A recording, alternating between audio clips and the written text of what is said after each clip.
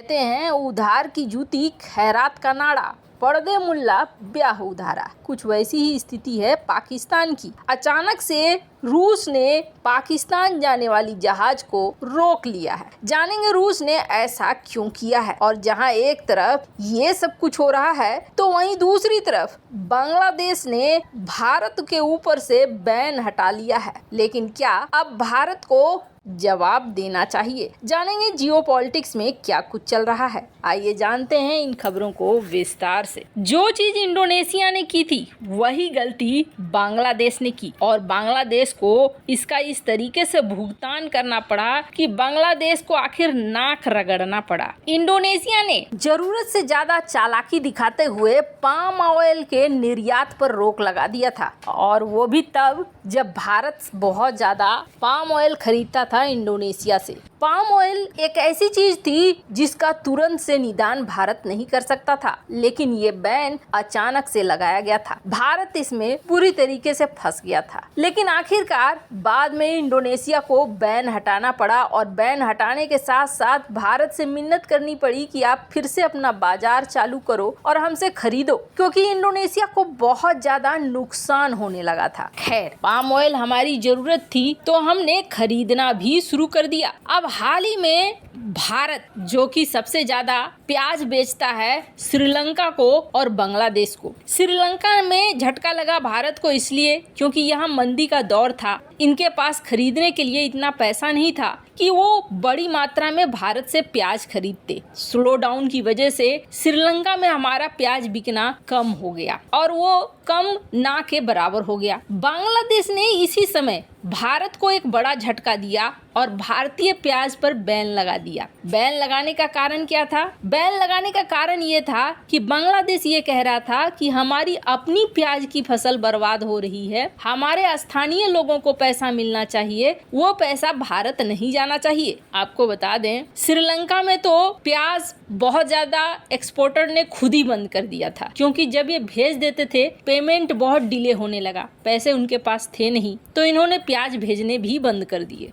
लेकिन 1948 के बाद श्रीलंका में इस तरीके का पहली बार देखने को मिला था जब भारत से प्याज खरीदना श्रीलंका ने बंद कर दिया था। और ऐसा ही बांग्लादेश ने भी किया। बांग्लादेश ने 4000 से 5000 टन खरीदना कम कर दिया। मात्र 1500 टन एक सप्ताह में खरीदे जाने लगे। एक्सपोर्टर परेशान थे। परेशान इसलिए थे क्योंकि यहाँ से बिक्री नहीं हो रही थी और जो छोटी मात्रा बिक भी रही थी उसके ऊपर ₹2.80 जो बांग्लादेशी टका है उसके हिसाब से लगा दिया गया इंपोर्ट टैक्स। मतलब बांग्लादेश ने पूरी तरीके से भारतीय प्याज पर कहर ढा दिया। भारत से प्याज जाना बंद हो गया। अब भारत से प्याज जाना बंद हुआ और बांग्लादेश ने सोचा कि लोकल जो है हमारे मार्केट में आएंगे प्याज, पर लोकल जो प्याज थे उन्होंने भी प्याज की बड़ी मात्रा को छिपाना शुरू कर दिया ताकि प्याज के दाम हो जाए ऊंचे, और जब प्याज के दाम ऊंचे हो जाए तो थोड़ा थोड़ा निकाल कर बेचें और मुनाफा अच्छा खासा कमाएं।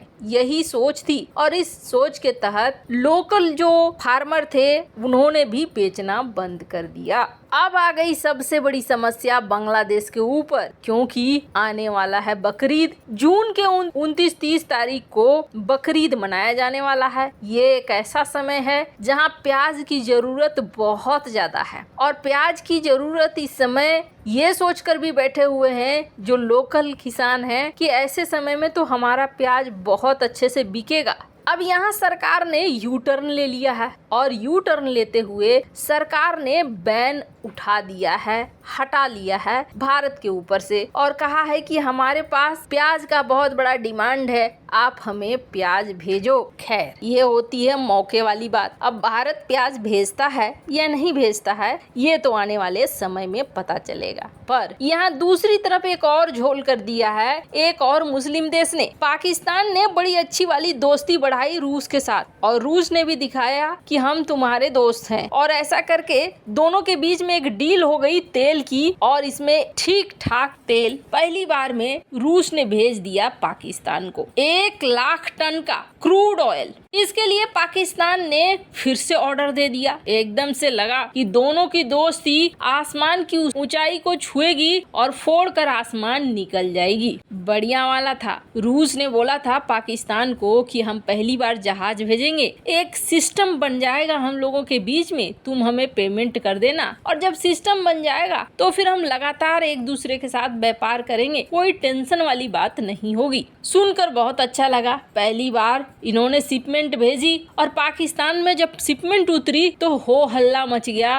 रूस और पाकिस्तान के बीच संबंध बहुत अच्छे हो गए हैं, और यहाँ तक बात होने लगी कि शायद कहीं रूस ऐसा ना हो कि आधी जमीन अपनी नाम कर दे पाकिस्तान के। पर अभी ये सपना अचानक से टूटता हुआ नजर आ रहा है। क्यों नजर आ रहा है आपको बता दें। रूस को ऑर्डर दिया गया पाकिस्तान की तरफ से 1 लाख टन क्रूड ऑयल भेजो, लेकिन अभी तक रूस ने इसे नहीं भेजा है। आपको बता दें रूस से ये निकला ही नहीं है अभी तक। पहले तो इसे ओमान के पोर्ट में उतरना है, ओमान से फिर इसे पाकिस्तान आना है, लेकिन ओमान अभी तक पहुंचा ही नहीं है रूस का वेसल्स जो 1 लाख टन क्रूड ऑयल लेकर पहुंचने वाला है पाकिस्तान। प्लानिंग कुछ ऐसी थी, ओमान के पोर्ट पे आएगा और ओमान के पोर्ट से फिर कराची पोर्ट आएगा। आने को तो वैसे कहा गया था कि ओमान 27-28 मई को आ जाएगा, और उसके बाद वहां से निकलेगा तो ये पहुंच जाएगा इजिप्ट के सुएज कनाल से होते हुए पाकिस्तान, और पाकिस्तान में फिर इसे अलग अलग जगहों पर